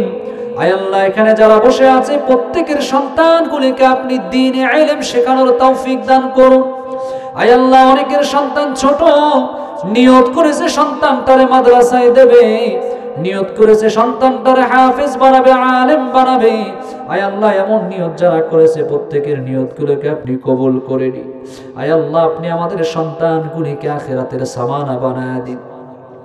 এমন সন্তান আপনি আমাদেরকে দান করুন, আমরা দুনিয়া থেকে চলে যাব, আমার সন্তান আমাদের সন্তান জানাজার ইমামতি করে আমার লাশটাকে কবরের মধ্যে নামায় রেখে আসবে, এমন সন্তান আপনি আমাদেরকে দান করুন।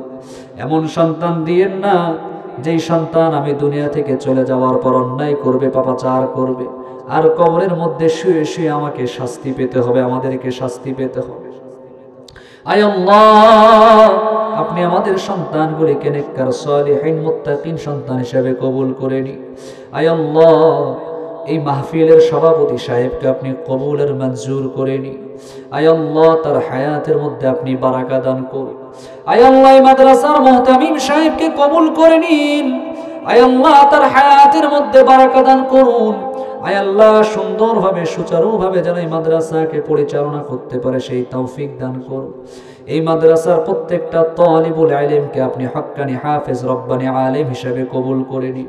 আয় আল্লাহ এই মাদ্রাসাকে আপনি এলাকার জন্য হেদায়েতের মার্কাজ বানায় দিন। আয় আল্লাহ এই মাদ্রাসাকে আপনি এলাকার জন্য খাস রহমত হিসেবে কবুল করে নিন। আয় আল্লাহ নিচে বসে যেই সমস্ত ভাইরা আমার সঙ্গে হাত উঠিয়ে দিয়েছে, পদ্মার আড়ালে যে সমস্ত মা বোনেরা হাত উঠিয়ে দিয়েছে, আয় আল্লাহ প্রত্যেককে আপনি 5 ওয়াক্ত নামাজি বানায় দিন। আয় আল্লাহ প্রত্যেককে আপনি 5 ওয়াক্ত নামাজি বানায় দিন। আয় আল্লাহ এই জমিন ইসলামকে আপনি প্রতিষ্ঠা করে দিন। আয় আল্লাহ এই জমিনের মালিকানা, এই জমিনের কর্তৃত্ব, আয় আল্লাহ এই জমিনের প্রতিনিধি আপনি উলামায়ে কেরামদেরকে বানিয়ে দিন। আয় আল্লাহ আল্লাহ ভীরু মুত্তাকি পরহেজগার বান্দাদের হাতে আপনি জমিনের কর্তৃত্ব দিয়ে দিন। আয় আল্লাহ শাসনের দায়িত্বভার আপনি তাদের কাঁধে দিয়ে দিন, যাতে করে আপনার মুত্তাকি বান্দারা যদি দেশকে পরিচালনা করে, রাষ্ট্রকে পরিচালনা করে, তাহলে রাষ্ট্রের মধ্যে জুলুম থাকবে না, দুর্নীতি থাকবে না, অন্যায় থাকবে না, অনাচার থাকবে না, জিনা থাকবে না, চুরি থাকবে না। কারণ তারা যদি এই রাষ্ট্রের পরিচালনার দায়িত্ব পেয়ে যায়, তারা কোরআন দিয়ে রাষ্ট্রকে তারা ঢেলে সাজানোর চেষ্টা করবে। গো মাওলা, ও মাওলা, ও মাওলা, মুত্তাকিনদের হাতে আপনি আয় রব্বুল আলামিন এই জমিনের কর্তৃত্ব দান করুন। গো মাওলা, খাস করে আমাদের এই বাংলাদেশের উপরে আপনি খাস রহমত বর্ষিত করুন। সারা বিশ্বের সমস্ত মুসলমানদেরকে আপনি হেফাজত করুন।